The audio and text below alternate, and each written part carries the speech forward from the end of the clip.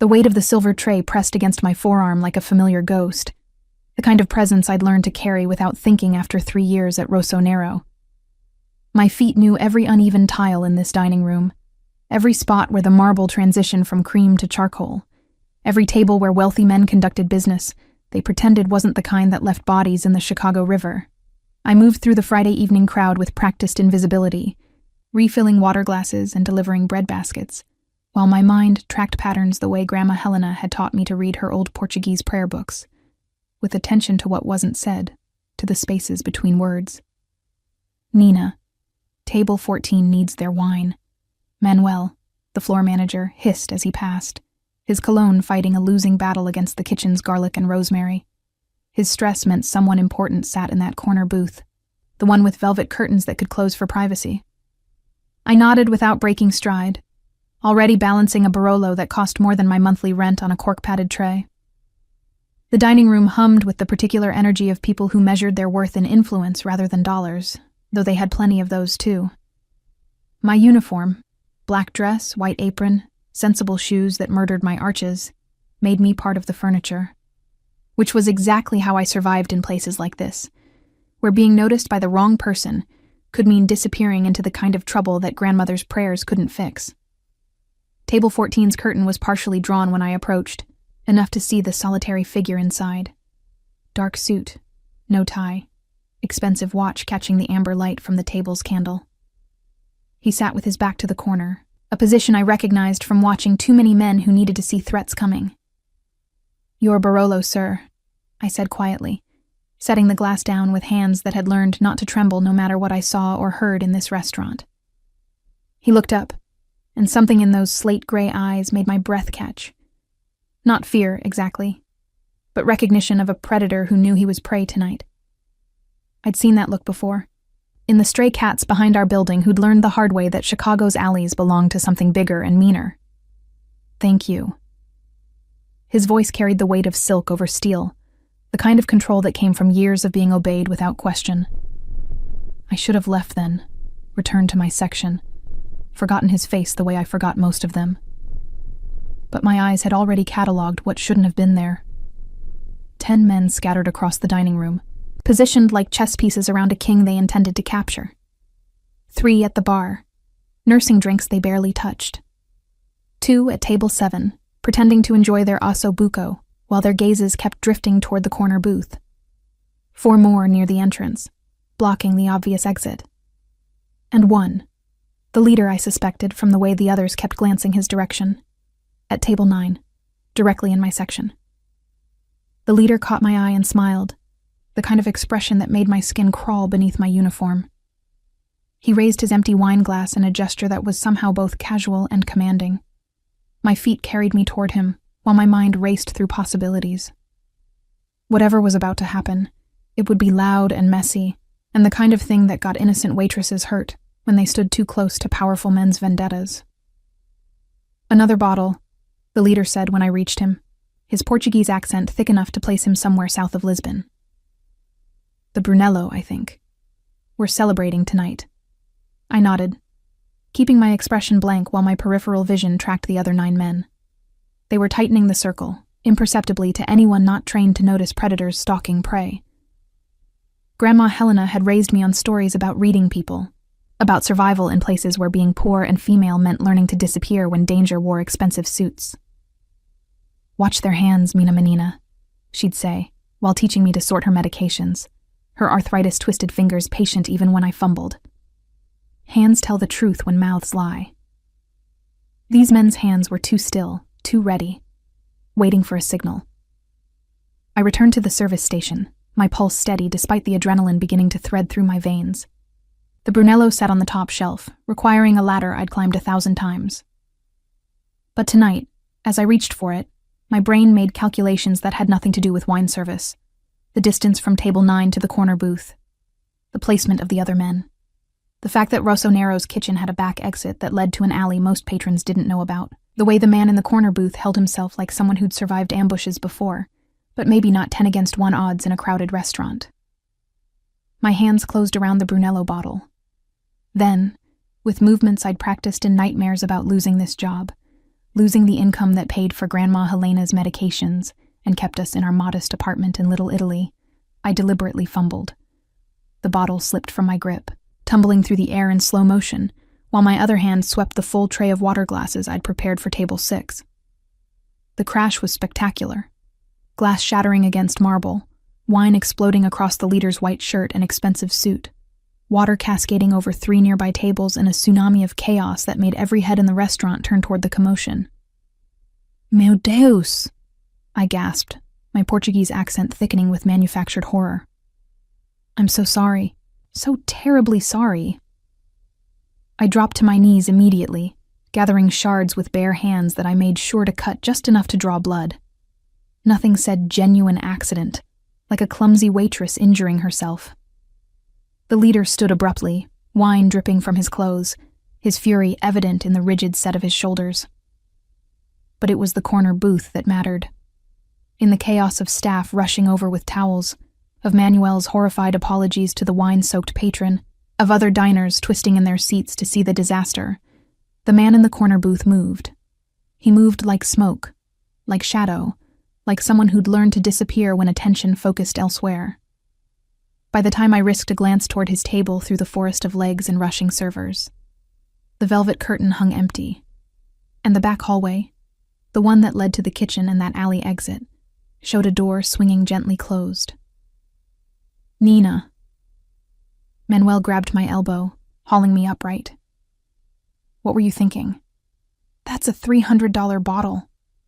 I'm sorry, I stammered, letting tears blur my vision while my mind tracked the 9 remaining men. They'd realized too late what happened. Their target vanished in the confusion I'd created.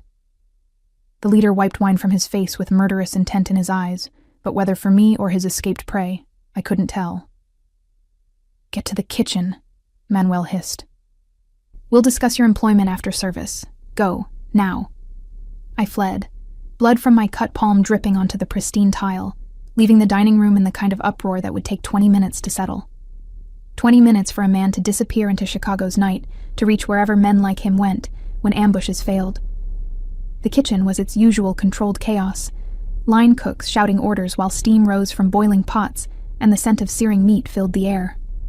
I headed straight for the first aid kit, wrapping gauze around my hand with shaking fingers that weren't entirely from shock. Rough night? Beatrice, another server, paused beside me with a tray of dirty dishes. Her kind face creased with concern. Dropped a bottle on table 9, I said, voice hollow. Manuel's probably going to fire me. You've worked here 3 years without incident. She squeezed my shoulder. He'll dock your pay and move on. We all have bad nights. If only she knew this wasn't a bad night. It was the kind of calculated risk that could get me killed if the wrong people realized the clumsy waitress had just ruined a carefully planned hit.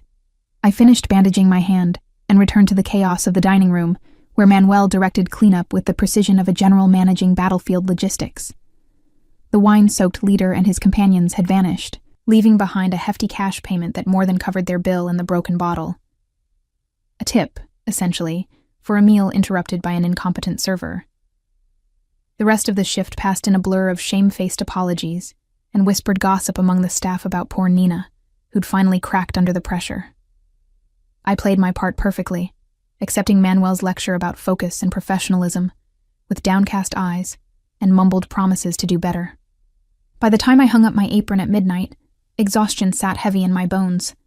The cut on my palm throbbed in time with my heartbeat, and all I wanted was to collapse into bed and pretend tonight had been nothing more than the kind of accident that happened to every server eventually. The December air bit through my thin coat as I exited through the staff entrance, my breath forming clouds in the amber glow of streetlights. The alley behind Rossonero smelled of garbage and the grease from kitchen vents, familiar and somehow comforting after the artificial elegance of the dining room. That was quite a performance. The voice came from shadows near the dumpster, smooth and controlled and belonging to the man from the corner booth. He stepped into the light, still wearing that expensive suit, though he'd added a long black coat that made him look like something from an old movie about Chicago's bloodier past. My heart kicked against my ribs, but I kept my face neutral, channeling every lesson Grandma Helena had taught about not showing fear to predators. I don't know what you mean. I dropped a bottle. It happens. at precisely the right moment to create maximum confusion. He moved closer, and I fought the urge to step back, covering my exit while drawing every eye away from the back hallway. Either you're the luckiest klutz in Chicago, or you saw exactly what was about to happen and chose to interfere. I should go. I tried to move past him, but he shifted, not blocking my path exactly, but making it clear the conversation wasn't over. They would have killed me, he said quietly. Not there, not in front of witnesses, but they'd have forced me outside, to a car, to somewhere their guns wouldn't matter to anyone who might hear. You saved my life tonight, Nina Carmo. The fact that he knew my full name sent ice through my veins. I dropped a bottle, that's all. Your hand is bleeding through the bandage. He nodded toward my palm, where red was indeed seeping through white gauze. You cut yourself deliberately, didn't you? To sell the accident, to make it look authentic rather than sabotage. You're mistaken. But my voice sounded hollow even to my own ears. I'm Dominic Santos. He said it like I should know the name, and maybe I did. Whispers in the restaurant's shadows about the Santos family, about power that ran deeper than City Hall, about loyalty enforced through methods no one discussed in polite company. And you just made yourself very interesting to people who don't forget interesting women. I have to get home. This time I did push past him, my shoulder brushing his arm as I headed for the mouth of the alley. My grandmother will worry. Helena Carmo, age 78, lives with you in a second-floor apartment on Taylor Street. His words stopped me cold. She has rheumatoid arthritis, takes 6 different medications, sees Dr. Almeida twice a month at the community clinic. I turned slowly, fear finally breaking through my careful control. Stay away from her. Stay away from both of us. I'm not threatening you, Nina. Something almost like regret crossed his features. I'm telling you that I know who you are. And more importantly, so do they. The men you humiliated tonight. They'll figure out what you did eventually. They'll come looking for answers, maybe retribution. Then I'll deal with it. My voice hardened, channeling every ounce of strength that came from 3 years of slinging drinks for men who thought waitresses were furniture. I've survived worse than angry rich men before, not these rich men. He pulled something from his coat pocket, a business card, simple black with silver lettering that caught the streetlight. When they come, and they will come, call me. I protect what's mine, and as of tonight, you're under my protection, whether you want it or not. I didn't take the card. I'm not yours. I'm not anyone's.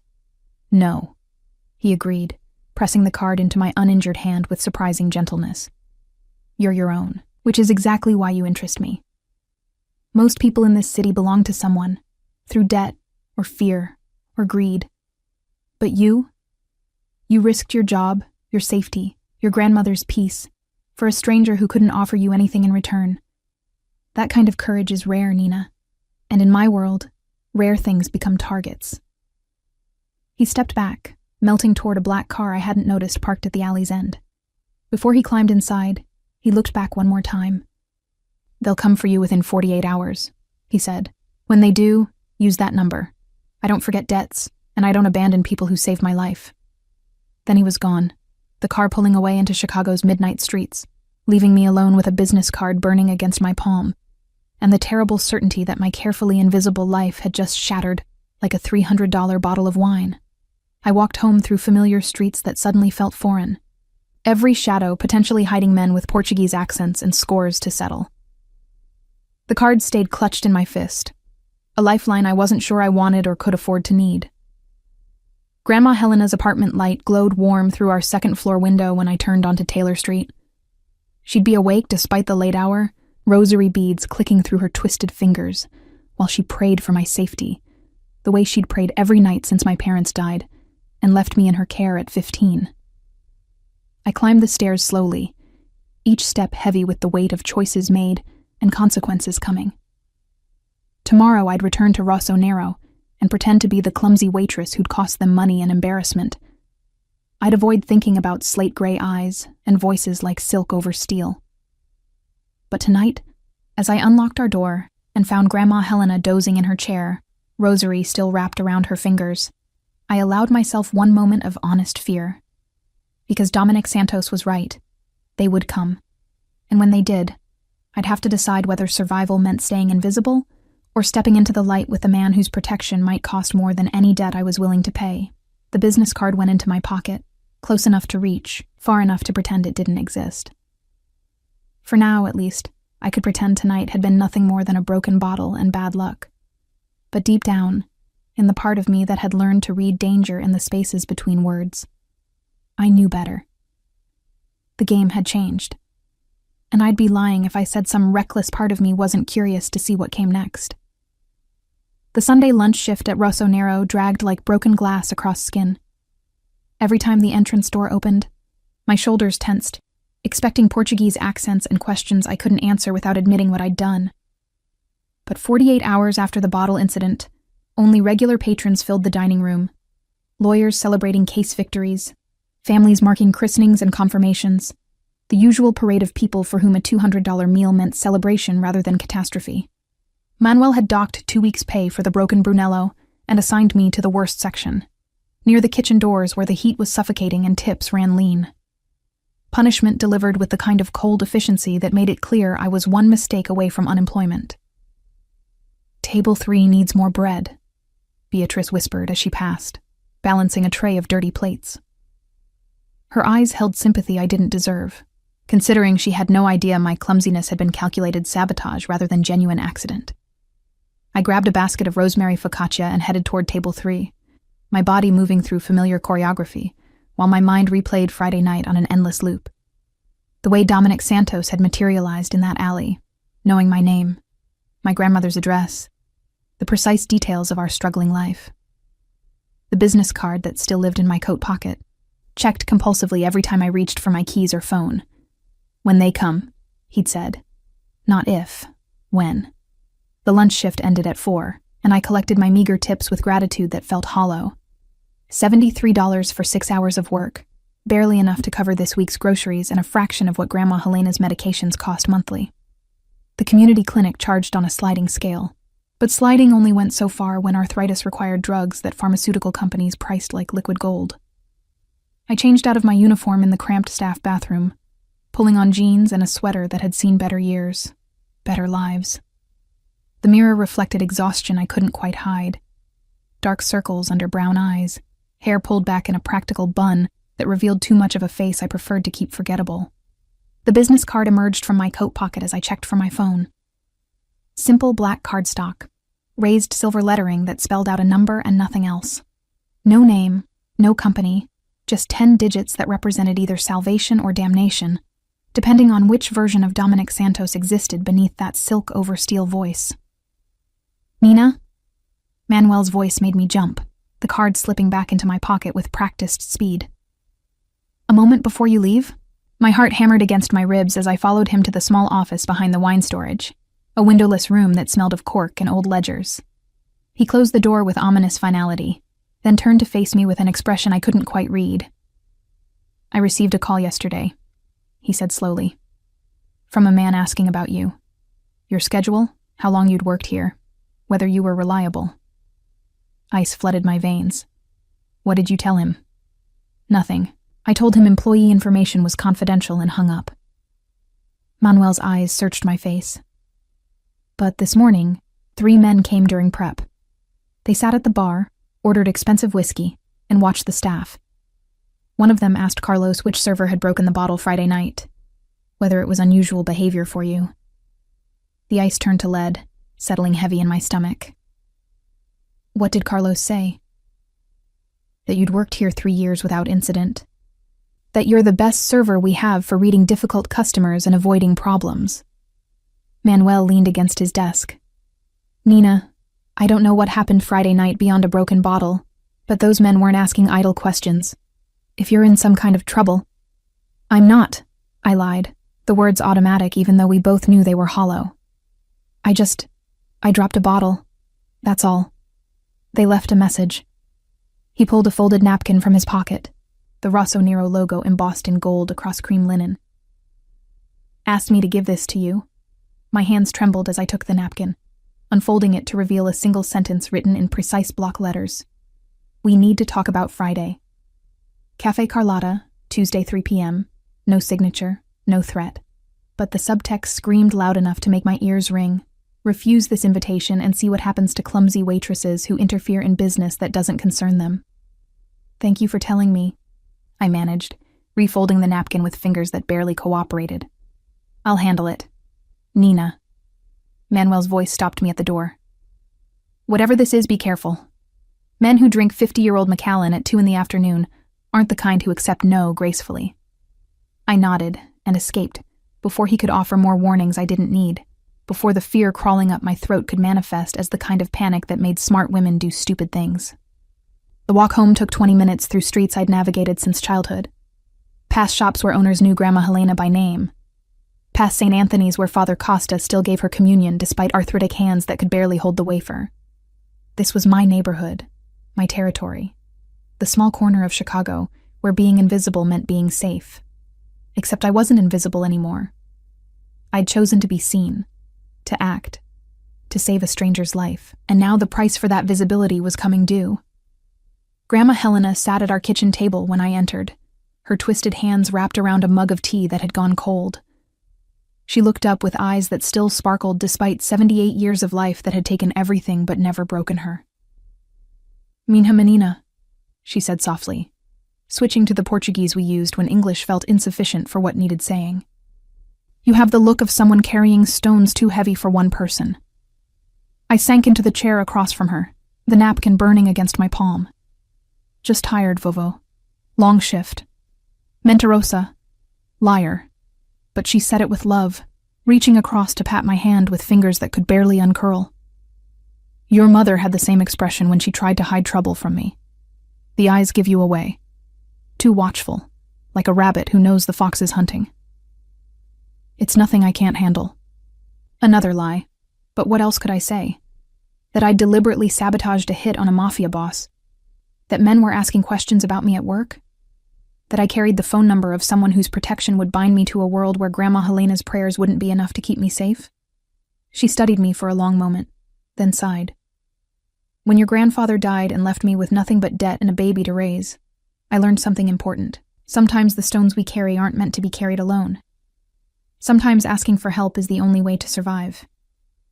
And sometimes asking for help means owing debts we can never repay, I countered gently. Then we pray the person we owe is worth the debt. She squeezed my hand with what little strength remained in hers.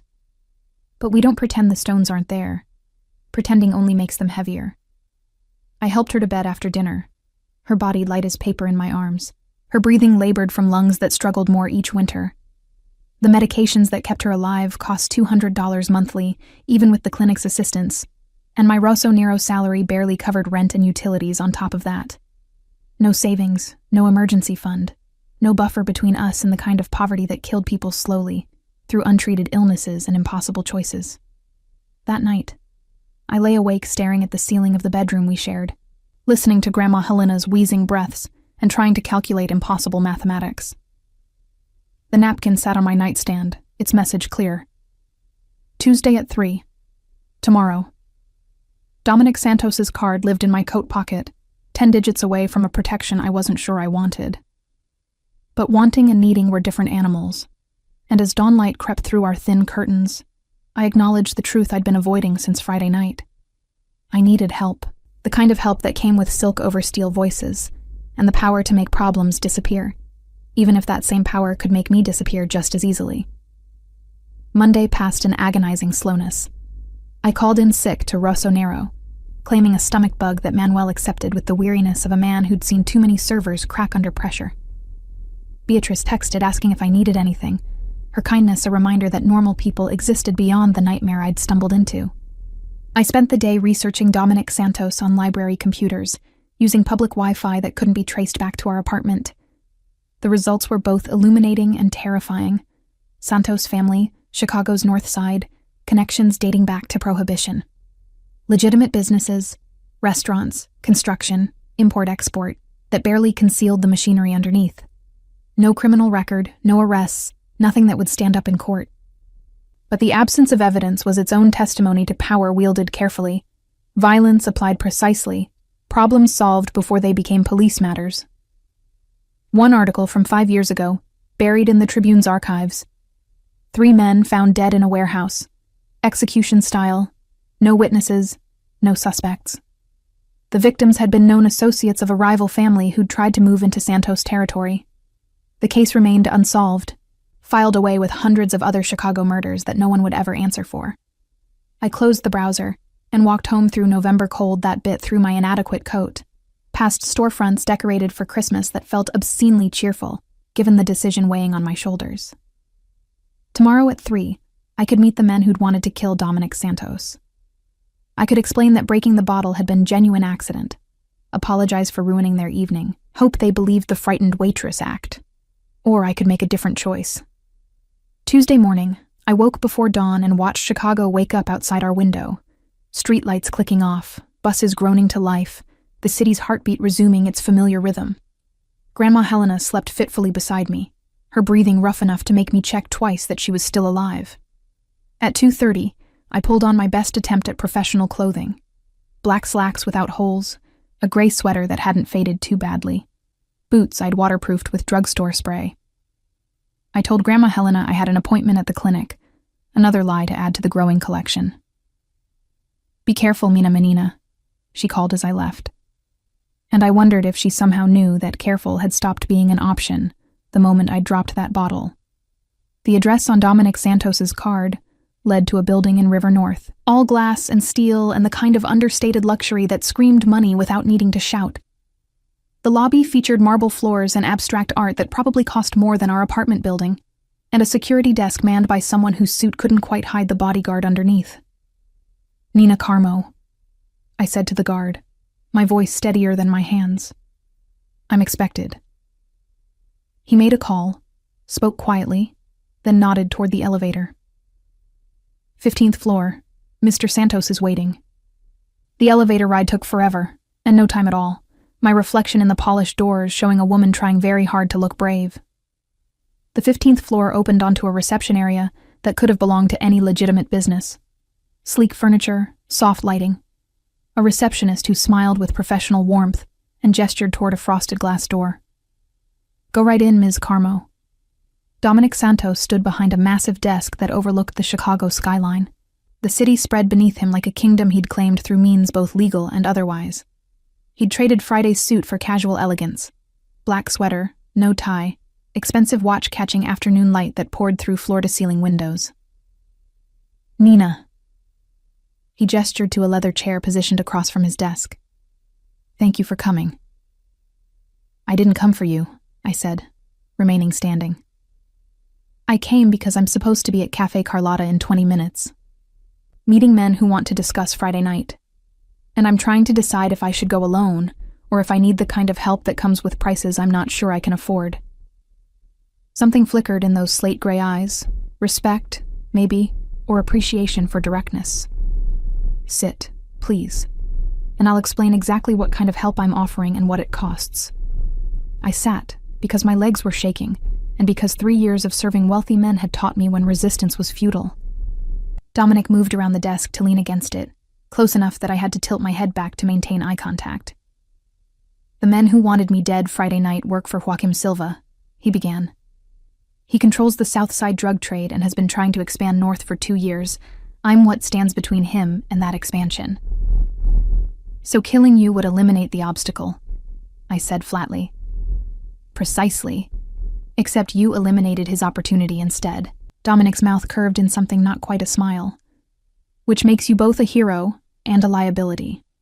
Silva needs to know if you acted deliberately or accidentally, if you're my associate or just a clumsy waitress, if you're someone he needs to handle before you become a larger problem. And if I go to that cafe and convince him it was an accident, he'll either believe you and leave you alone, or he'll decide you're lying and make an example of you." Dominic's voice was matter-of-fact, delivering horror with the same tone others used to discuss weather. "The kind of example that ends with your grandmother finding your body, assuming Silva's people are merciful enough to return it." The image made bile rise in my throat. "So, my choices are work for you or die. Your choices are accept my protection, or face Silva alone. What that protection looks like is negotiable. I studied him. This man whose life I'd saved without understanding the full implications. What do you want from me? The same thing you did Friday night, to see patterns others miss. To be present in spaces where I can't be. To use your invisibility as a weapon. He paused. You're a waitress, Nina.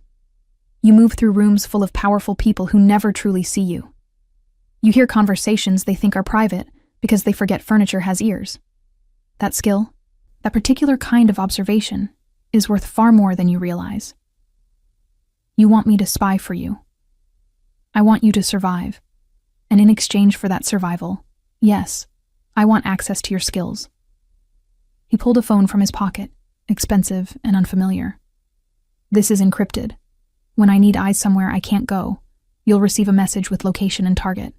You observe, report, continue with your normal life. In return, you and Helena are under Santos' protection. Silva won't touch you. No one will touch you. And when you decide I'm no longer useful, the question emerged harder than I'd intended. Then we part ways. His expression was unreadable. I don't keep people who want to leave, Nina. But I also don't forget loyalty. Work with me. Prove yourself valuable, and I'll ensure you're taken care of long after our arrangement ends. I looked at the phone in his outstretched hand, thinking about Grandma Helena's labored breathing, about Cafe Carlotta and men who made examples of waitresses who interfered with business, about choices that weren't really choices at all. And if I say no, then I'll wish you luck at 3 o'clock and hope Silva's people are kinder than I think they'll be. No threat in his voice, just acknowledgement of reality. But you didn't come here to say no, Nina. You came here because you already know which choice keeps you and your grandmother alive. He was right, and I hated him for it. Hated that he'd read me so easily, that my desperation was apparently visible despite 3 years of practice at hiding it. But hating him didn't change the math. I took the phone. Good. Satisfaction colored his tone as he straightened. Now let me drive you to Cafe Carlotta and show Joaquim Silva exactly whose side you're on. The black Mercedes smelled of leather and the kind of cologne that came in bottles shaped like art. Dominic drove with the casual confidence of someone who'd never worried about traffic tickets or consequences, his hands steady on the wheel, while Chicago slid past tinted windows that turned the world into something distant and unreal. You don't have to go in, he said, as we approached Little Italy, the neighborhood where I'd grown up, and where Cafe Carlotta had served espresso and pastel de nata to Portuguese immigrants for 3 generations.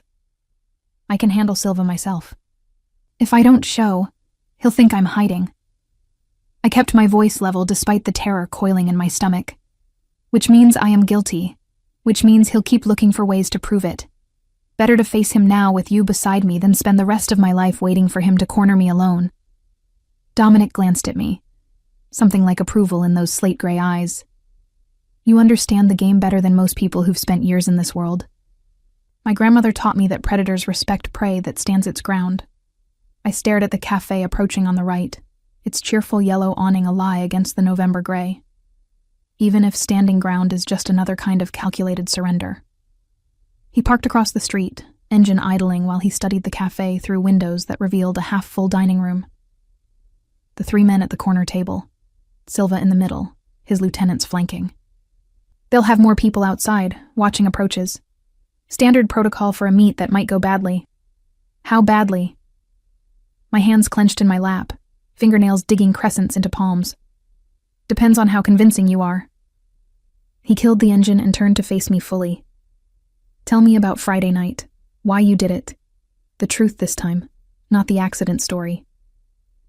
The question caught me off guard. Does it matter? It matters if I'm going to trust you with information that could destroy everything I've built.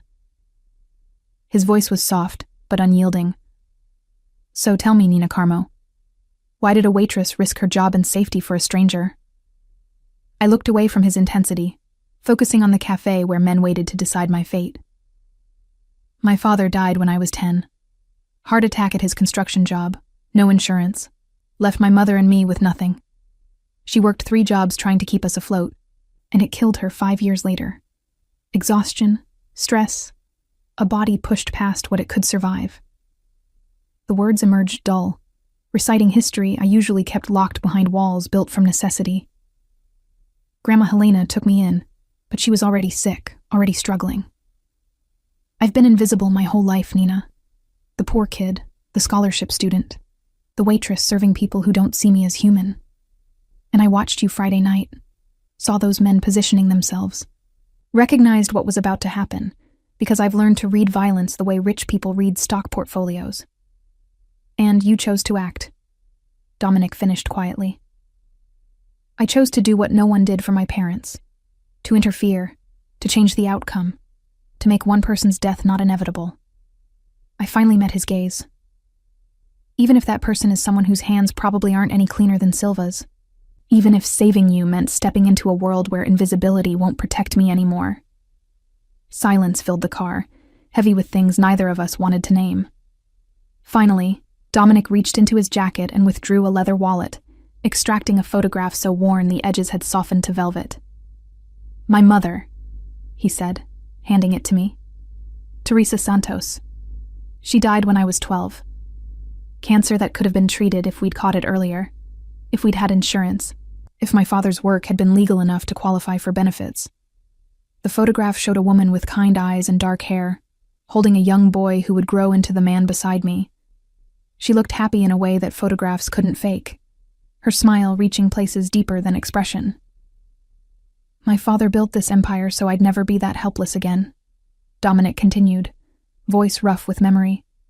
"So money wouldn't decide who lived and died in our family, but empires require maintenance, protection, sometimes violence against people who threaten what we've built. I'm not proud of everything I've done, Nina, but I'm not ashamed of surviving either." He took the photograph back, returning it to his wallet with the care of someone handling something sacred. "You saved my life because you understood what it meant to lose someone to circumstances beyond control. I respect that more than you know. And I promise you this. Work with me.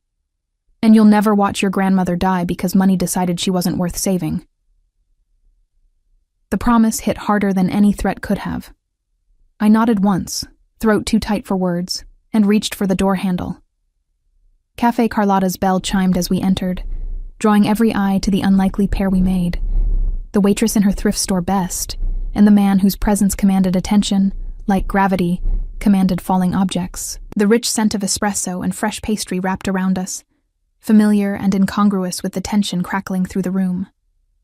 Joaquim Silva rose as we approached, his lean face set in an expression that could have been greeting or warning. Up close, I recognized him from Friday night. The leader whose expensive suit I'd drenched in Brunello, whose carefully planned ambush I'd destroyed with broken glass and manufactured chaos.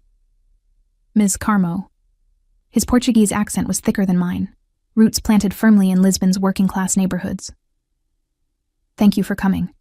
And Mr. Santos. An unexpected pleasure." "Nina is under my protection now," Dominic said, his hand settling at the small of my back, in a gesture that looked casual but telegraphed ownership. "Any conversation with her includes me." Silva's smile was thin as wire. "Of course. Please sit. I've ordered bica and pastéis. No sense having uncomfortable conversations on empty stomachs." We sat, me beside Dominic, Silva's lieutenant studying us with the flat eyes of men who'd killed before, and would again without losing sleep. A server I recognized from neighborhood festivals, Carlos's cousin I thought, brought tiny cups of espresso and the custard tarts that tasted like childhood in simpler times. "I'll be direct," Silva began, stirring sugar into his bica with precise movements. "Friday night at Rosso Nero, you destroyed a bottle of expensive wine during what I'd intended to be a private business dinner. Unfortunate timing, Ms. Carmo. Almost suspiciously unfortunate. It was an accident." I wrapped my hands around the espresso cup, grateful for something to anchor myself. I misjudged the weight of the tray, lost my grip. Bad luck, nothing more. Bad luck that allowed Mr. Santos to slip away during the confusion. Silva's gaze moved between us. Bad luck that cost me a significant opportunity. You understand my skepticism. I understand that sometimes accidents are just accidents. My voice was steady despite the fear coating my tongue. I'm a waitress who dropped a bottle. That's all I am, Senor Silva. Are you? He leaned forward slightly. Because waitresses don't typically leave restaurants accompanied by the men whose lives they coincidentally saved. Waitresses don't walk into cafes beside men like Santos, unless they're more than random employees who fumbled glassware. Dominic's hand found mine under the table, his grip firm and grounding. Nina is under my protection because I choose to extend it. Her reasons are her own, and not subject to your interrogation. Everything in this city is subject to my interrogation when it affects my business. Silva's voice hardened. You've blocked my northern expansion for 2 years, Santos. I'm tired of playing by rules you established when my people control 3 times the territory yours do. Friday night was supposed to end that stalemate. Instead, your pet waitress interfered. I'm not his pet, I said before I could stop myself, and I didn't interfere with anything except gravity and my own clumsiness. Something flashed in Silva's eyes. Reassessment, maybe. Or grudging respect for stupidity, masquerading as courage. Your grandmother, she still lives on Taylor Street? 2nd floor, above the pharmacy? The threat was subtle but unmistakable. Ice flooded my veins, but Dominic's hand tightened on mine, steadying and warning simultaneously. If you're suggesting, Dominic said, his voice dropping to something dangerous and quiet, that an old woman might suffer consequences for her granddaughter's employment choices, I should remind you that such actions would constitute a declaration of war. And wars are expensive, Joachim. More expensive than most people can afford. I'm suggesting, Silva replied, that coincidences make me nervous, and nervous men make poor decisions. I'd hate for poor decisions to affect innocent people. The cafe suddenly felt too small, too warm, the cheerful yellow walls closing in like a trap I'd walked into willingly. But before I could respond, Dominic stood, pulling me with him. This conversation is over, he announced. Nina has told you the truth. An accident, nothing more. If you choose not to believe her, that's your prerogative. But understand that any action taken against her or her family will be considered an act of aggression against the Santos family. And I respond to aggression definitively. Silva remained seated, but his lieutenants shifted, hands moving toward jackets in the universal gesture of armed men preparing for violence. The cafe held its breath, other patrons suddenly fascinated by their coffee, unwilling to witness whatever came next. 1 month, Silva said finally. 1 month to prove she's truly just a clumsy waitress and not your newest operative. If she stays invisible, stays in her lane, we'll consider Friday an unfortunate accident. But if she appears anywhere near my operations, anywhere near my people, I'll interpret that as confirmation of my suspicions, and we'll revisit this conversation with different parameters. Agreed. Dominic's hand remained at my back, guiding me toward the exit. 1 month of normal life. Nina goes to work, takes care of her grandmother, causes no trouble, and you leave her alone. We made it to the door before Silva spoke again, his voice carrying across the hushed room. Miss Carmo? The next time you drop something valuable, make sure it's truly an accident.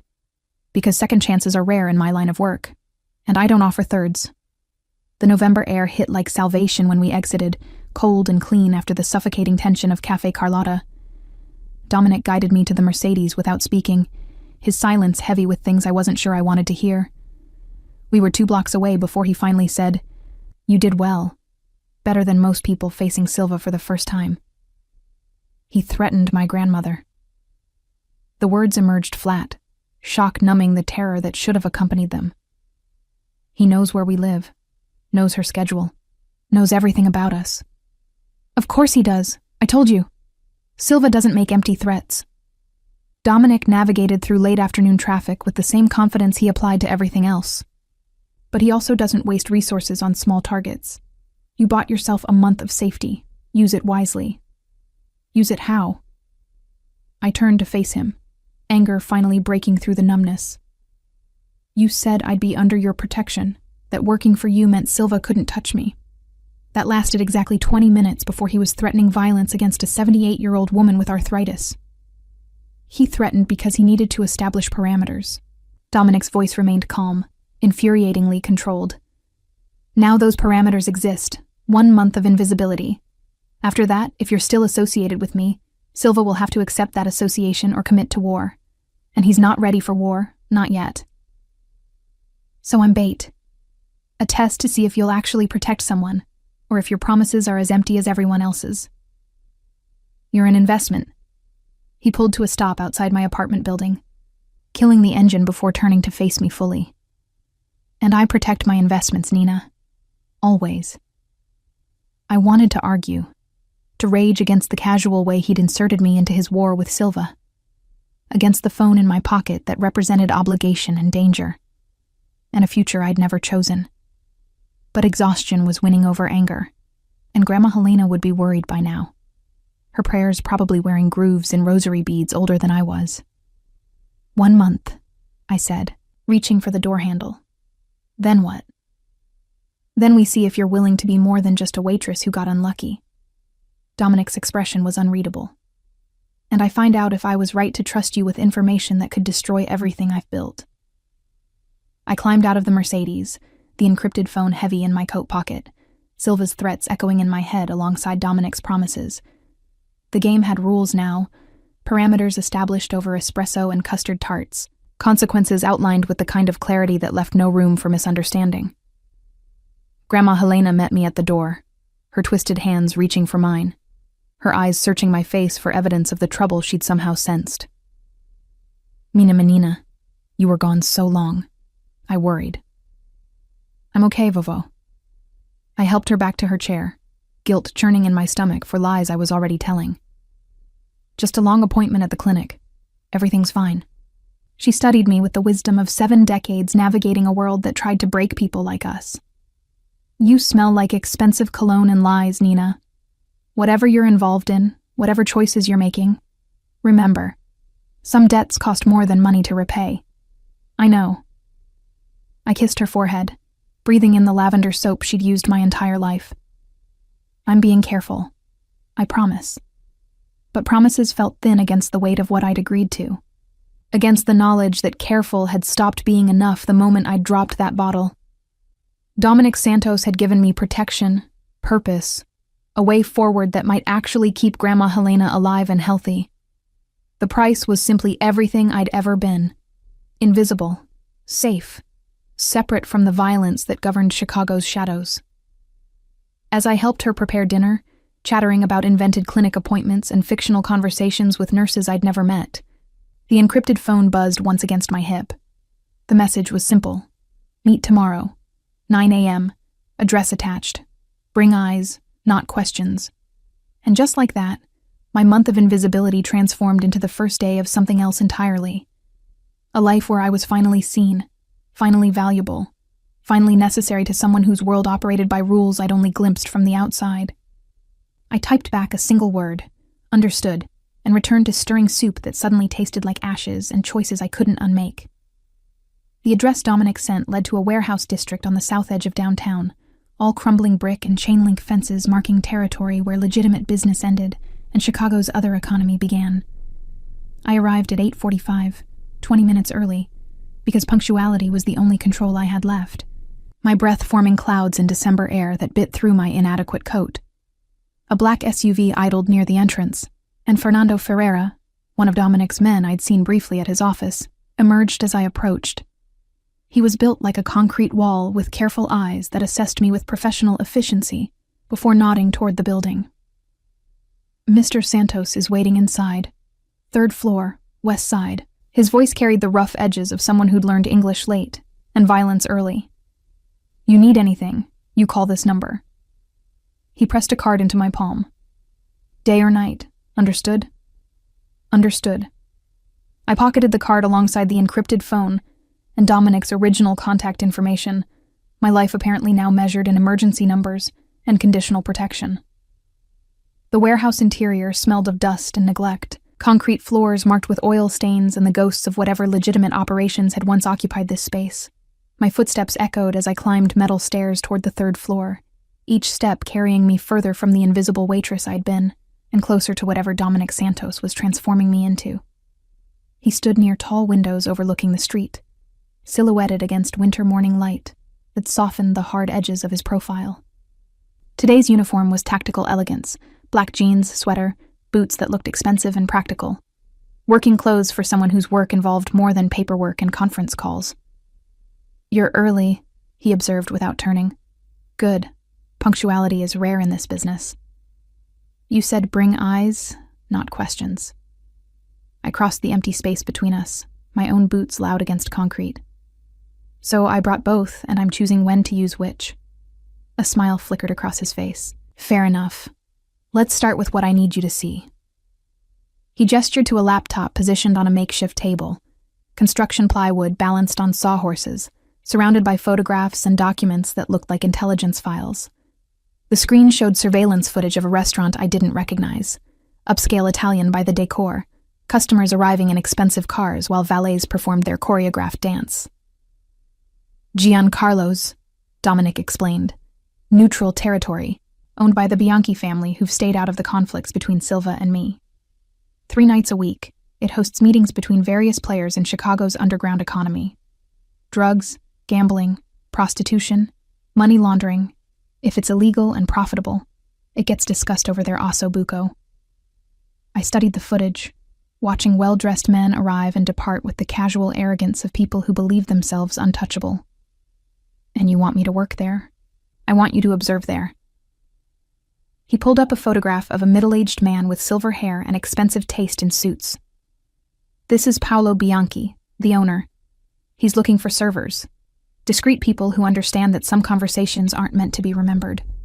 I've arranged an interview for you this afternoon. And if I get the job?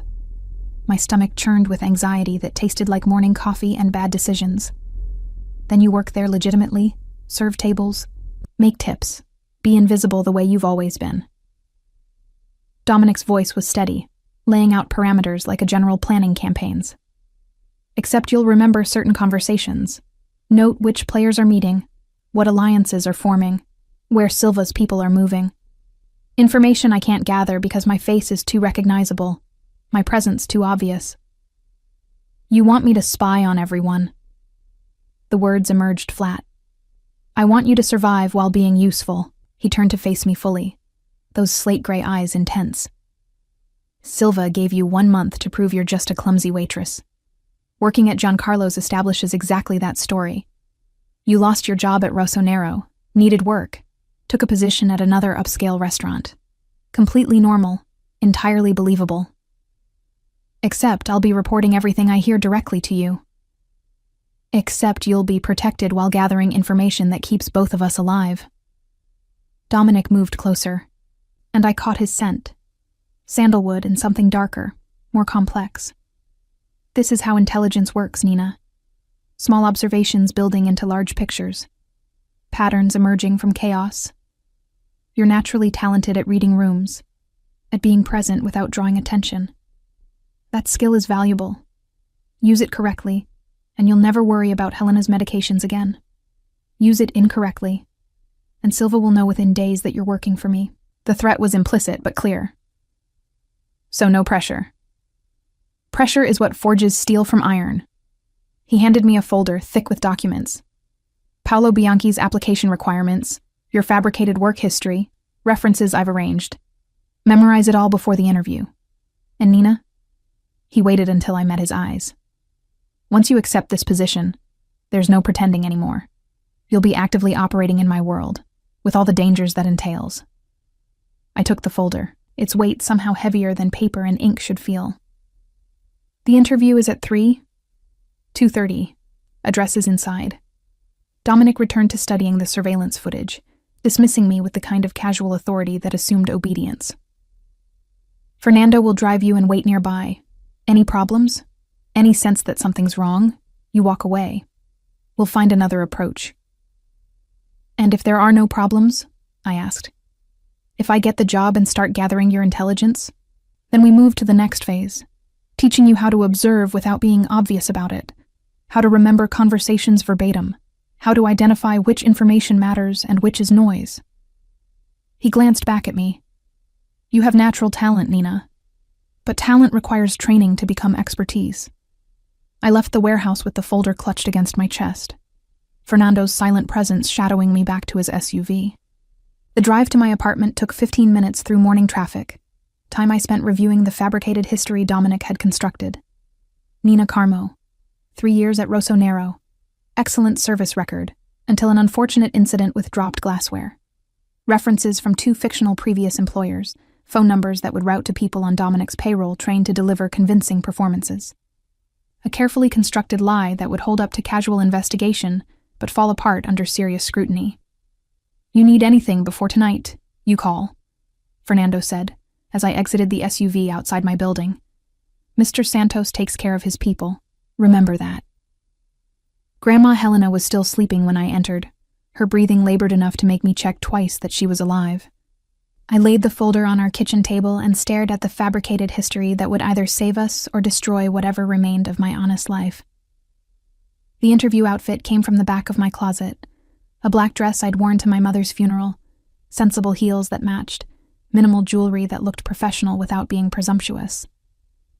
I stood before the bathroom mirror and practiced the smile I'd perfected at Rosso Nero, the expression that said I was competent but forgettable, skilled but not threatening. "You look beautiful, Mina Menina," Grandma Helena said from her chair when I emerged, her twisted hands wrapped around afternoon tea. "New job interview?" "Yes." The lie came easier this time, smoothed by repetition. "A restaurant downtown. Better pay, closer to home. God provides when we trust Him." She smiled with the faith of someone who'd survived worse than I could imagine. "Your mother would be proud of how you care for this old woman." Guilt twisted like broken glass in my chest. "Get some rest, Vovo. I'll be home for dinner." Fernando arrived at exactly 2 o'clock, his SUV somehow both conspicuous and invisible in our working-class neighborhood. The drive to Giancarlo's took 20 minutes through Chicago's heart. Past landmarks I'd known my entire life now filtered through the knowledge of how much corruption and violence they concealed. Giancarlo's occupied a corner building in the financial district.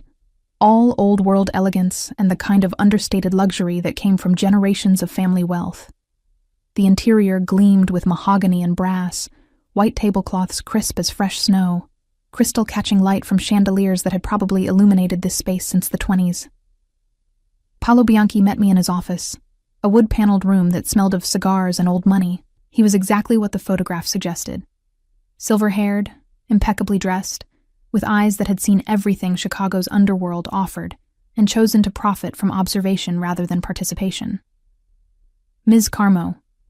He gestured to a leather chair. "Thank you for coming. Your application was very thorough. Thank you for the opportunity, Senor Bianchi." I kept my Portuguese accent subtle, a reminder of shared cultural roots without being obvious about it. 3 years at Rosso Nero. He reviewed my fabricated history with the careful attention of someone who knew how to spot lies. "Excellent references, though I notice you left after an incident involving broken glassware." "An unfortunate accident." I met his gaze steadily. "I misjudged a tray's weight. It happens to even experienced servers occasionally." "Indeed." Something flickered in his eyes. Knowledge, maybe, of exactly what had happened that night, and who it had affected. "And now you're seeking employment at an establishment known for discretion and particular clientele." "I'm seeking employment that pays well and values professionalism," I countered carefully. "Your reputation for both is excellent." He studied me for a long moment, and I had the uncomfortable sense of being assessed by someone who understood Chicago's machinery far better than I did. Finally, he nodded. "I have high standards for my servers, Ms. Carmo. You will see and hear things that aren't your business. You will serve people whose conversations must remain private. Can you be invisible when necessary?" "I've been invisible my entire life, Senor Bianchi." The truth emerged before I could filter it. Being seen is the exception, not the rule. A smile crossed his face, genuine and slightly sad. "Then, perhaps you're exactly what Giancarlo's needs. When can you start?" "Whenever you need me." Hope and dread warred in my chest. "Tomorrow evening, 5 o'clock. Training shift with Beatriz. She's been with us 15 years and knows every protocol." He stood, extending his hand. "Welcome to Giancarlo's, Ms. Carmo. I trust you'll find the work rewarding in ways that extend beyond monetary compensation." The phrasing felt loaded with meaning I couldn't quite decipher. I shook his hand and left, Fernando's silent presence waiting in the SUV outside. "How'd it go?" he asked as I climbed in. "I start tomorrow." The reality settled over me like weight. Training at 5. He nodded and pulled into traffic, driving me not toward home, but toward the warehouse district where Dominic waited. The sun was setting by the time we arrived, winter darkness claiming Chicago earlier each day, shadows lengthening across concrete and chain link. Dominic stood in the same position as this morning, silhouetted against windows that now showed city lights beginning to sparkle like grounded stars. He turned as I entered, satisfaction evident in the slight curve of his mouth. "Bianchi hired you. Tomorrow at 5. I crossed to stand beside him, looking out at the city that suddenly felt both more familiar and more alien. He knows something happened at Rossonero. He knows I'm not just a random applicant looking for work. Of course he knows. Paolo Bianchi knows everything that happens in Chicago's underground." Dominic's voice was matter of fact. "But he also respects discretion and competence. You demonstrated both today. That's what matters. And when Silva finds out I'm working at Giancarlo's?" The question emerged quieter than I'd intended. "He'll see exactly what we want him to see. A waitress who lost her job and found new employment at a neutral establishment. Nothing threatening, nothing suspicious. Just survival." Dominic turned to face me. "You did well today, Nina. Better than I expected for someone so new to this world." "I'm terrified," I admitted. "Every moment, every decision, every word feels like walking on ice that might crack. Fear keeps you sharp. It's when you stop being afraid that mistakes happen." He moved closer, and I caught the intensity in his eyes, something beyond professional assessment. "But you're not alone in this. I meant what I said about protection. You're mine now, Nina, and I take care of what's mine." The possessive phrasing should have bothered me. Instead, it felt like the first solid ground I'd stood on since Friday night, when I'd dropped that bottle and changed everything. Dangerous ground, maybe, unstable, and likely to shift without warning, but solid nonetheless. "What happens next?" I asked. "Next, you learn to be invisible, while remembering everything." Dominic's hand settled briefly on my shoulder, warm and grounding. "And I teach you how to survive in a world where being seen can mean dying, but being useful means living very, very well." Giancarlo's operated on a frequency different from Rossonero. Quieter, more refined, conversations conducted in murmurs that required leaning close to hear. My first week passed in careful observation, learning Beatrice's protocols while memorizing faces that appeared in Dominic's intelligence files. Men whose legitimate businesses concealed empires built on Chicago's appetite for things the law prohibited. The encrypted phone buzzed nightly with questions. Who sat at table 7? What language at table 12? Did the Colombian delegation seem nervous? I answered with details harvested from invisibility, reporting conversations overheard while refilling water glasses, alliances forming over Ossobuco and aged Barolo. Dominic met me twice that first week. Once at the warehouse, once at a coffee shop in a neighborhood where neither of us would be recognized. Each meeting involved debriefing, him extracting intelligence from my observations with the patience of someone trained to find patterns in chaos. "You're a natural," he said during our second meeting, reviewing notes I'd made about a conversation between Silva's lieutenant and someone from the Bianchi organization. "Most people hear words. You hear context, subtext, what isn't being said." "My grandmother taught me to read silences," I replied, stirring sugar into coffee that tasted burnt. "She said truth lives in the spaces between words." "Smart woman." Dominic's expression softened marginally. "How is she?" The question surprised me. "Good days and bad.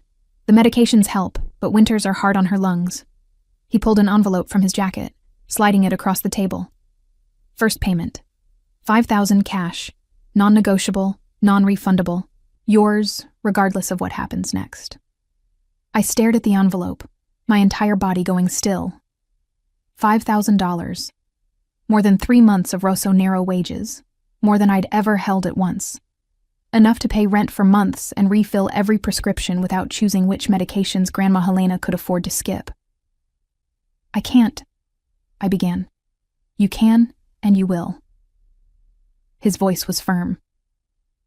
"You're risking your life gathering intelligence for me. That risk has value. Take the money, Nina. Buy your grandmother the medication she needs. Get your building's heat fixed. Stop choosing between survival and dignity. My hands trembled as I took the envelope, the weight of it somehow heavier than paper and cotton should be. Thank you. Don't thank me. You're earning every dollar. He finished his coffee, checking his watch with the unconscious gesture of someone whose time was measured in expensive increments. I need you at Giancarlo's Thursday night. Private party in the back room. Silva, Bianchi, the Colombian delegation. High-level negotiation about territory and profit sharing. Bianchi assigned me to that room, I confirmed, remembering Paolo's careful instruction about being deaf, blind, and mute for certain events. What are you looking for? Anything that indicates whether Silva and the Colombians are forming an alliance against me. Dominic's expression hardened. If they are, I need to know before they move. If they're not, I need to understand what's keeping them separate. And if they realize I'm reporting to you. The question I'd been avoiding finally emerged.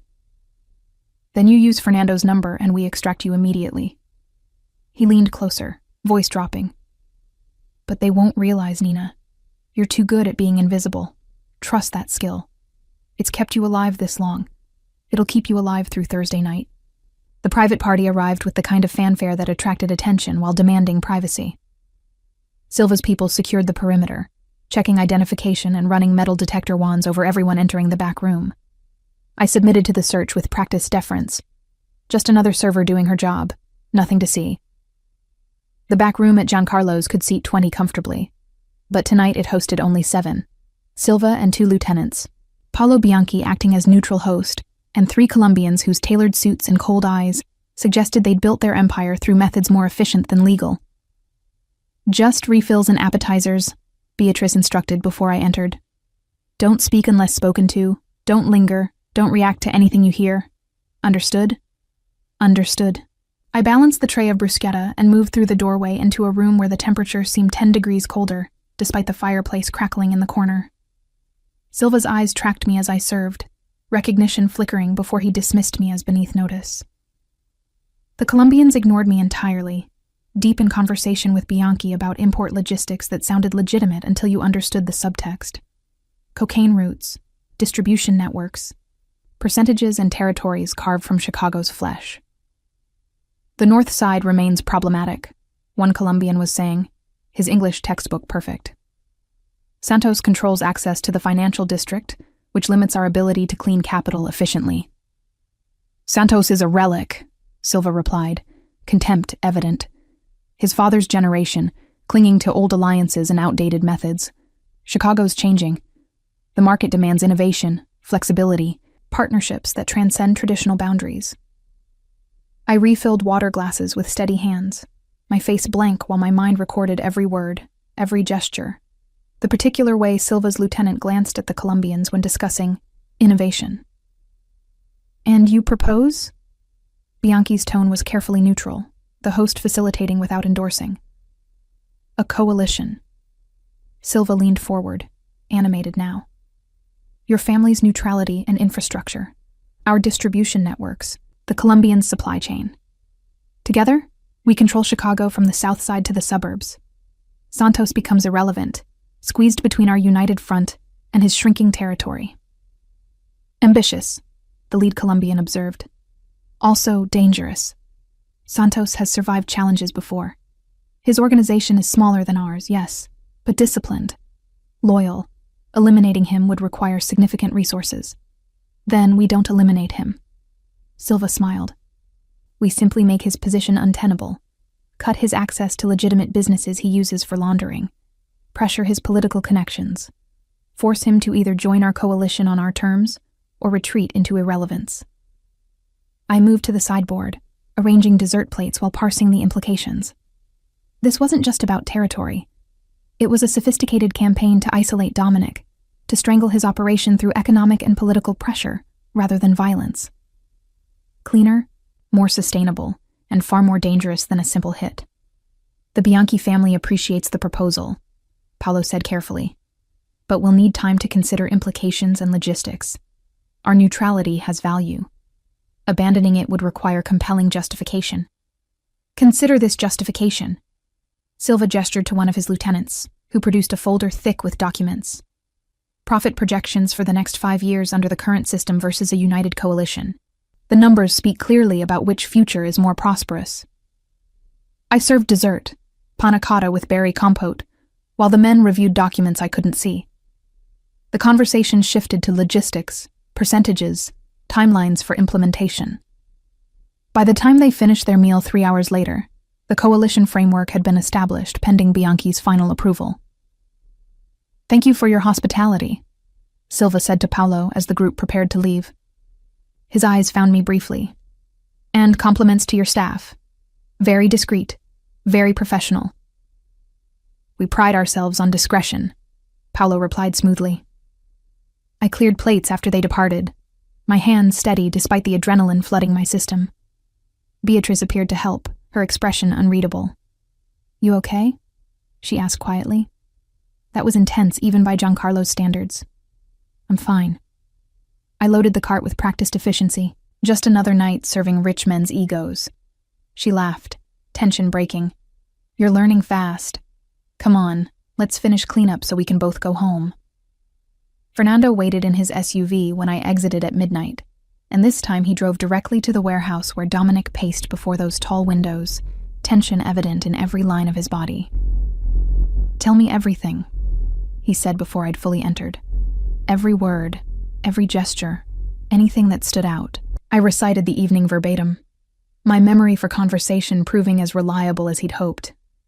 Dominic listened without interrupting, his expression growing progressively darker as I described Silva's coalition proposal and the Colombians' receptive response. "Economic isolation," he said when I finished. "Smarter than I gave Silva credit for. He's learned that killing me makes martyrs and brings attention. But strangling my operation slowly, forcing me to either submit or abandon territory, that's strategic thinking." "What will you do?" I asked. "Adapt, counter, survive?" He turned to face me. "This is good intelligence, Nina. Exactly what I needed to understand the shape of the threat. You did exceptionally well tonight. They're going to squeeze you until you either join them or disappear." The reality was brutal. "Can you fight a coalition that size?" "I've survived worse odds," but doubt flickered in his eyes, quickly suppressed. "The question isn't whether I can fight. It's whether I can do it without pulling you and Helena into the crossfire." "I'm already in the crossfire." I moved closer, surprised by my own boldness. "The moment I dropped that bottle, the moment I took your protection, I stepped into this war. Don't pretend I'm separate from it now." Something shifted in his expression, respect mixed with concern, mixed with something else I couldn't quite identify. "You're different from what I expected. Most people I bring into this world either break immediately or become monsters trying to survive it. You're neither. Maybe I'm just good at hiding the breaking." The admission emerged before I could stop it. Maybe. He reached out, his hand settling briefly on my shoulder. "Or maybe you're stronger than you know. Either way, you're valuable to me. Not just for the intelligence, but for the reminder that normal people exist beyond this world of violence and calculation." The moment stretched between us, weighted with things neither of us was willing to name. Then his phone buzzed, shattering the intimacy with the harsh reality of business requiring attention. "Fernando will take you home," Dominic said, stepping back. "And Nina? Be careful at Giancarlo's. Silva's smart enough to have people watching for exactly what you're doing. One mistake, one observation that's too detailed or too convenient, and he'll know you're reporting to me. I'll be careful." I headed toward the door, then paused. "Thank you. For the money, for the protection, for treating me like I matter beyond what I can provide. You do matter." The words were soft but certain. "More than you know." I left before he could see how those words affected me, before the careful walls I'd built between professional obligation and personal feeling could crack further. Fernando drove in silence, giving me space to process everything I'd heard and seen and felt. Grandma Helena was asleep when I arrived home, her breathing easier than it had been in weeks. The new medications I'd purchased with Dominic's money were working, giving her relief I hadn't been able to afford before. I stood in the doorway of our bedroom, watching her sleep, and wondered what price I'd ultimately pay for that relief.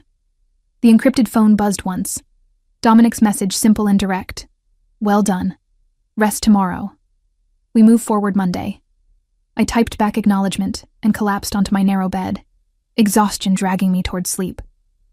But before unconsciousness claimed me, one thought crystallized with uncomfortable clarity. Somewhere between spying on Silva's coalition and accepting Dominic's money, between learning to be invisible while being useful and watching him look at me like I was more than an asset, I'd stopped pretending this was temporary. I was in his world now, not visiting, not observing from the outside, but fully immersed in the violence and calculation and impossible choices that govern Chicago's shadows. And the most terrifying realization was that part of me, the part that had been invisible and struggling and slowly breaking under the weight of survival, didn't want to leave. The call came at 3 a.m, Fernando's voice urgent despite its control. Get dressed. We're coming for you and Helena. Now. I was upright before fully conscious, adrenaline flooding my system. What happened? Silva's people hit one of our safe houses an hour ago. They're escalating, moving faster than projected. Boss says you're too exposed at your apartment. 5 minutes, Nina. Have Helena ready. The line went dead. I woke Grandma Helena as gently as possible, her confusion evident as I helped her dress with shaking hands. Mina menina, what's happening? Her voice was thick with sleep and fear. We have to go, Vovo. Please, just trust me. I'll explain everything, but we have to go now. I threw clothes into a bag. Hers, mine, medications, identification. The envelope of cash Dominic had given me still mostly intact. Fernando's SUV pulled up exactly 5 minutes later, followed by a second vehicle carrying 2 more of Dominic's men. They moved with military efficiency, sweeping our apartment for threats before escorting us downstairs. Where are we going? I asked, as Fernando navigated through pre-dawn streets. Somewhere Silva's people won't find you. He glanced at Grandma Helena in the rearview mirror, her face pale with fear and confusion. I'm sorry for the scare, Senora Carmo, but Mr. Santos takes protection seriously.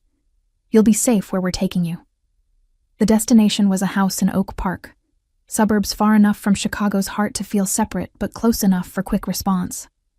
2 stories, modest by wealthy standards but palatial compared to our Taylor Street apartment, surrounded by a fence that concealed security cameras and armed guards. Dominic met us at the door, still wearing yesterday's clothes, exhaustion evident in the tightness around his eyes.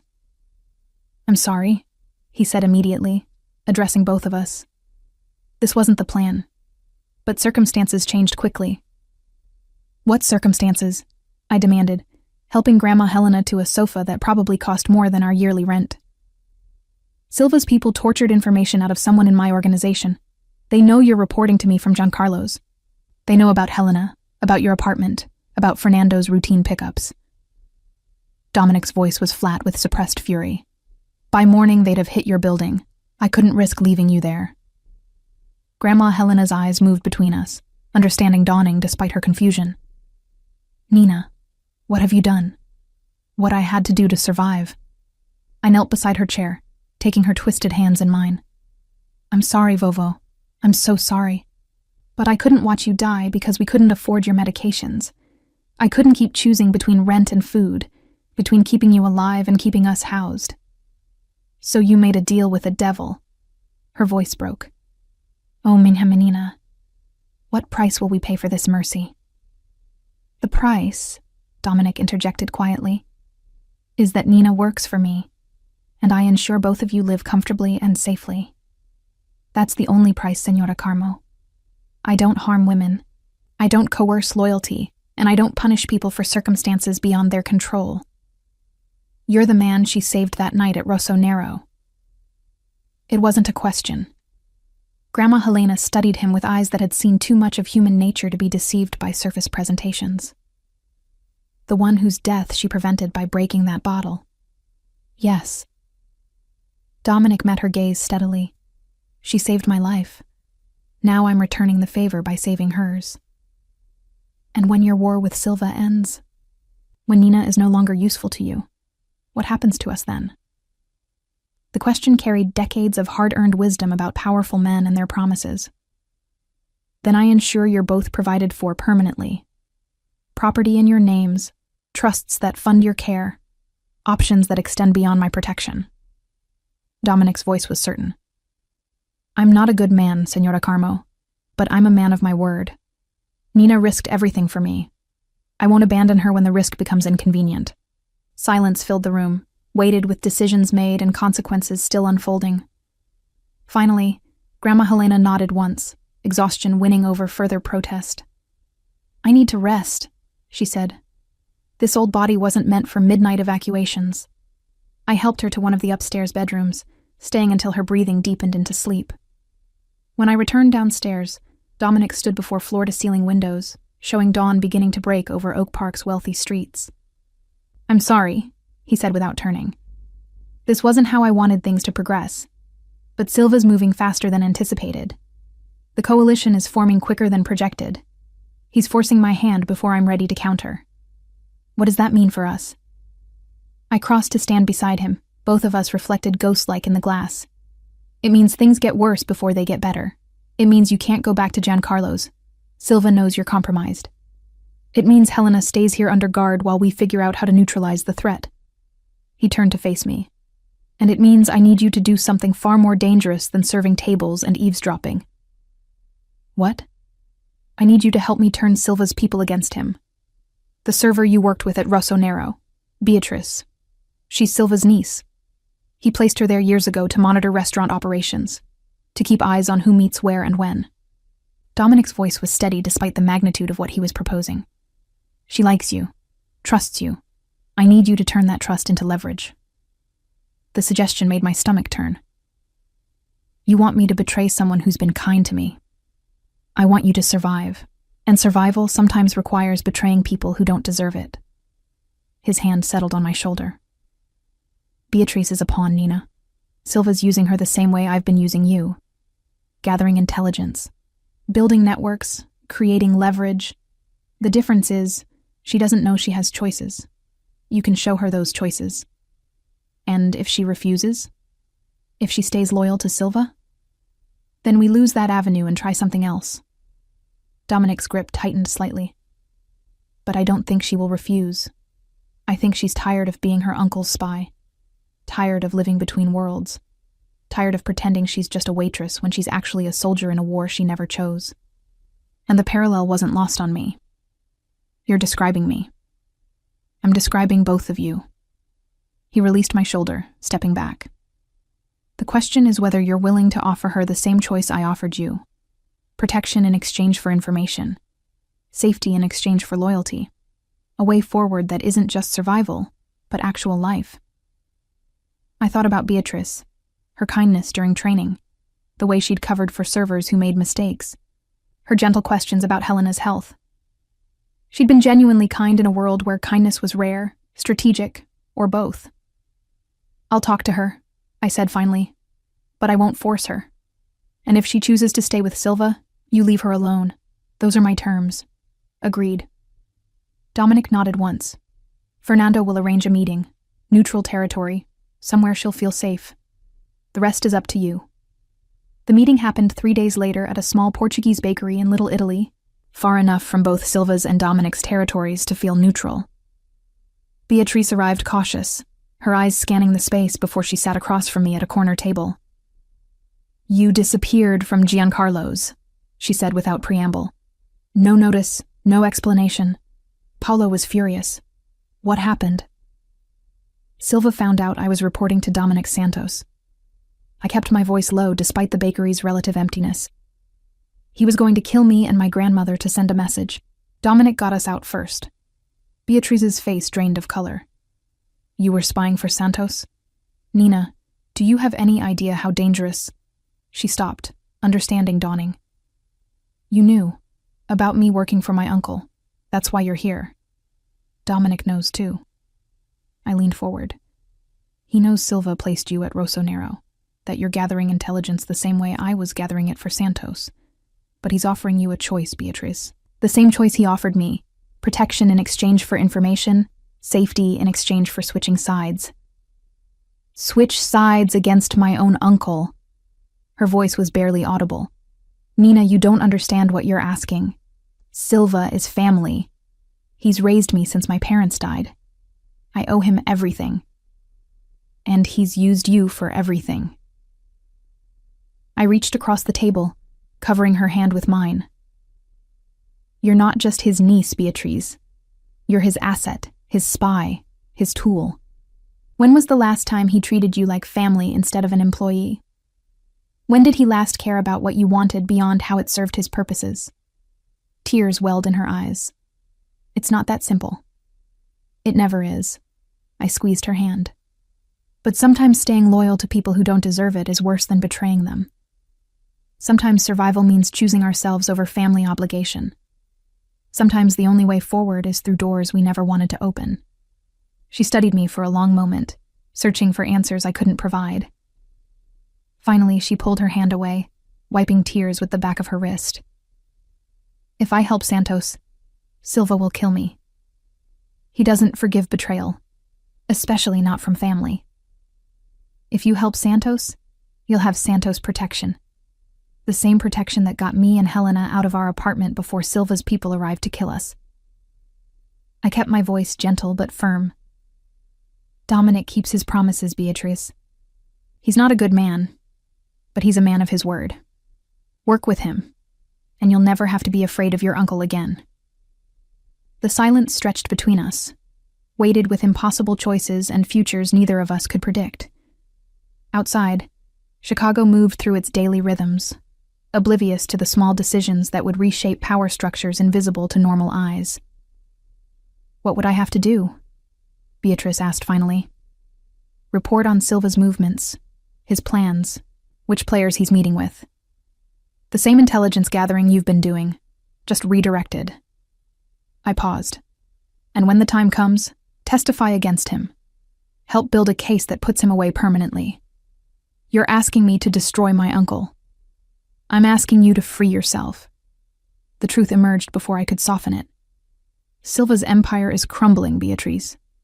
Santos is building a coalition of his own, turning Silva's people against him, cutting off his resources. This war ends with Silva either dead or in prison. The only question is whether you survive that ending. She was silent for another long moment. Then she pulled out her phone, scrolling through messages before showing me the screen. Silva's texts, cold, demanding, treating her like property rather than family. Evidence of exactly what I described. Manipulation disguised as love. When do I start? She asked. The information Beatrice provided over the next 2 weeks was invaluable. Names, locations, timelines for Silva's operations. Dominic used it to systematically dismantle the coalition before it could fully form, applying pressure to the Colombians that made partnership with Silva untenable, offering Paolo Bianchi better terms than Silva ever could. I watched from Oak Park as Dominic's counteroffensive unfolded with surgical precision. Each move calculated, each strike targeted, violence applied economically and strategically rather than emotionally. This was what he'd meant about survival in his world. Not the physical act of staying alive, but the intellectual chess game of anticipating threats and neutralizing them before they materialized. Silva's losing ground, Dominic told me 3 weeks after Beatrice had switched sides. His Colombian partnership collapsed. Bianchi's staying neutral, but leaning toward working with me. Half his lieutenants are questioning his leadership. Another month and he'll be too weak to pose a threat. And then what? I asked. Then we finish it. His voice was cold. Not with violence, with law enforcement. We give the FBI everything they need to build a RICO case. Silva goes to prison for the rest of his life, his organization gets dismantled, and Chicago's north side becomes Santos territory officially. Using the legal system to destroy someone. That's new for you. I'm adapting. He smiled slightly. You and Helena. You reminded me that not everything requires bloodshed. Sometimes the cleanest solution is letting civilization's machinery do what it was designed for, removing predators from circulation. The night Silva was arrested, I stood beside Dominic watching news coverage from Oak Park's living room. FBI agents swarming Silva's home, evidence boxes being loaded into vans. Silva himself, handcuffed and defiant as cameras flashed. It's over, Dominic said quietly. Is it? I turned to face him. Silva's gone, but there are always more people waiting to fill power vacuums. More threats, more wars, more impossible choices. True. He moved closer. But those future threats are problems for future versions of us. Tonight, we celebrate the fact that you and Helena are finally genuinely safe. That Silva can't hurt you anymore. That the debt you incurred by saving my life has been repaid in full. Has it? The question emerged before I could stop it. Because I think we both know this stopped being just about debt somewhere along the way. Dominic's hand came up to cup my face, his touch gentle despite the strength I knew resided in those fingers. What do you want it to be, Nina? I don't know. The honest answer felt vulnerable. I just know that going back to being a waitress who's invisible and struggling feels impossible now. You've shown me a different way to exist, seen, valued, necessary, even if that existence comes with danger. Then don't go back. His voice was soft but certain. Stay. Work with me legitimately. I'm expanding into legal enterprises, hospitality training for people from difficult backgrounds, teaching them the skills you have, the observation and intelligence that can turn invisible people into valuable assets. You want me to train spies? I smiled despite myself. I want you to train survivors. He corrected. People like you who need alternatives to the choices poverty usually offers. People who can use their invisibility as strength rather than weakness. The proposal was insane and perfect, and exactly what I'd been hoping for without knowing how to ask. And Helena lives here, in comfort, with medical care that extends her life as long as possible. I meant what I told her, Nina. I take care of my people, always. 5 years later, I stood in a converted warehouse that had become Chicago's premier hospitality training center, watching our first graduating class receive certificates that would open doors previously closed to people from their backgrounds. 50 students, former servers, janitors, invisible people who'd learned to use observation as currency, ready to enter a world that had always overlooked them. Grandma Helena sat in the front row, her arthritis manageable now with treatments we could easily afford, her eyes bright with pride as she watched me deliver the commencement speech. Beatrice stood beside me, now the program's assistant director, her loyalty to this new family absolute. And Dominic, his hand warm in mine as I spoke about second chances and the power of being seen, looked at me with an expression that had evolved from professional respect into something neither of us had been looking for, but both had found. 5 years ago, I told the graduates, I was invisible, a waitress serving people who never saw me, struggling to survive, believing that being overlooked was the only way to stay safe. Then I made a choice that changed everything. I chose to be seen, to act, to interfere in something that wasn't my business, because I couldn't watch someone die when I had power to prevent it. The room was silent, 50 pairs of eyes watching me with recognition born from shared experience. That choice cost me my invisibility, I continued.